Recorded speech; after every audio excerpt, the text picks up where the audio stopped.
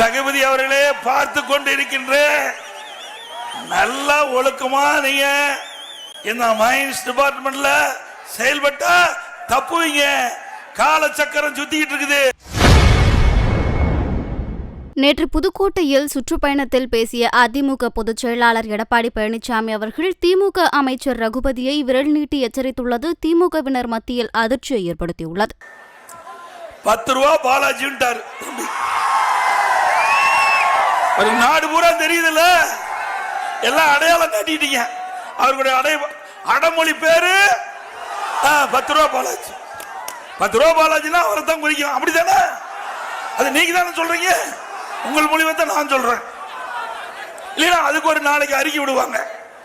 ஆக 10 ரூபாய ஒரு பாட்டிலுக்கு 10 ரூபாய் வாங்கி ஒரு மாசத்துக்கு ஒரு நாளைக்கு 15 கோடி, மாசத்துக்கு 450, வருஷத்துக்கு 5400 கோடி கொள்ளையடிக்கிற அரசாங்கத்தை வீட்டுக்கு அனுப்பணும்ல, அனுப்புவீங்களா?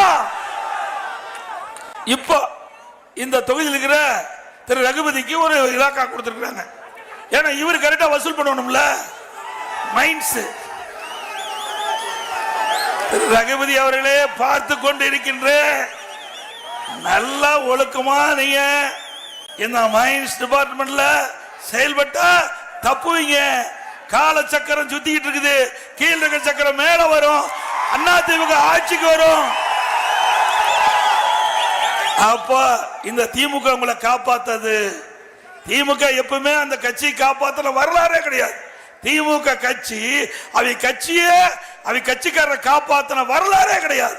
அப்படி வரலாறு இருந்தா ஏன் திமுக காரன் விட்டுட்டு அண்ணா திமுக காரன் கூட மந்திரி பதவி கொடுப்பாங்க? திமுக உழைக்கிறவர்களுக்கு அங்க மரியாதை கிடையாது. அங்க யாரு கப்பம் கரெக்டா கட்டுறாங்களோ அவர்களுக்கு உயர்ந்த பதவி கிடைக்கும்.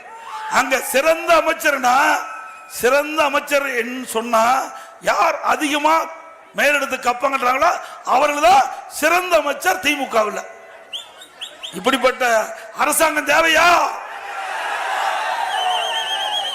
அது மட்டும் இல்ல, உதயநிதி மக்களுடைய செல்வாக்குல பதவிக்கு வந்திருக்கிறான். அப்படியே வந்தாரு. செய்திகளை உள்ளது உள்ளபடி தெரிந்து கொள்ள ரெஃப்ளெக்ட் நியூஸை சப்ஸ்கிரைப் பண்ணுங்க.